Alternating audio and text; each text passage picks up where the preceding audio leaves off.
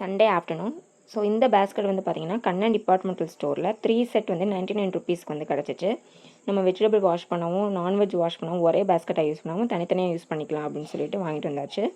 So இன்றைக்கி லஞ்சுக்கு veg புலாவும் அதுக்கப்புறம் வந்து சிக்கன் கிரேவியும் பண்ணிடலாம் அப்படின்னு சொல்லிட்டு சிக்கனை வந்து மஞ்சத்தூள் போட்டு ஊற வச்சாச்சு.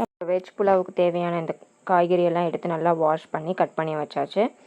நான் வந்து 1 பாட் ரைஸ்லாம் அவ்வளோவா வந்து நல்லாலாம் எனக்கு பண்ண தெரியாது, என்னன்னு தெரில. சிக்கன் கிரேவி அதெல்லாம் வந்து நல்லா வச்சிடலாம். ஆனால் அந்த 1 பாட் ரைஸ் மட்டும் எப்போவுமே எனக்கு வந்து சரியாக வந்ததில்லை. சிக்கன் கிரேவி வந்து என் தம்பி வைக்கிறேன்னு சொல்லிட்டான். ஸோ நான் வந்து ஃபுல்லாக வெஜ் புலாவில் தான் ஃபோக்கஸ் பண்ணிகிட்டு இருந்தேன். ஸோ இதில் வந்து ஸ்பைசஸ் போட்டு ஆனியன் நல்லா வதங்கினது, இஞ்சி பூண்டு பேஸ்ட்டு, பச்சை மிளகா போட்டு கட் பண்ணி வச்சுருந்த வெஜிடபிள்லாம் போட்டு நல்லா வதக்கிட்டு அந்த வெஜிடபிளுக்கு தேவையான அந்த உப்பு சேர்த்துட்டு கொஞ்சம் நேரம் மூடி போட்டு வேக வச்சிட்டேன். அது வேகிறதுக்குள்ளே என் தம்பி சைடில் வந்து சிக்கன் கிரேவி பண்ண ஸ்டார்ட் பண்ணிட்டான். நான் அதை நல்லா காய்கறிலாம் வெந்ததும் நான் மேலே வந்து புதினா போட்டுட்டு பாஸ்மதி ரைஸ் வந்து 30 மினிட்ஸ் ஊற வச்சுருந்தேன். அந்த பாஸ்மதி ரைஸையும் ஆட் பண்ணிவிட்டு ஒரு 1.5 கப் ரைஸுக்கு வந்து 2 கப் தான் நான் வந்து தண்ணி ஊற்றி வேக வச்சிட்டேன். சைடில் வந்து சிக்கன் கிரேவி ரெடி ஆயிடுச்சு.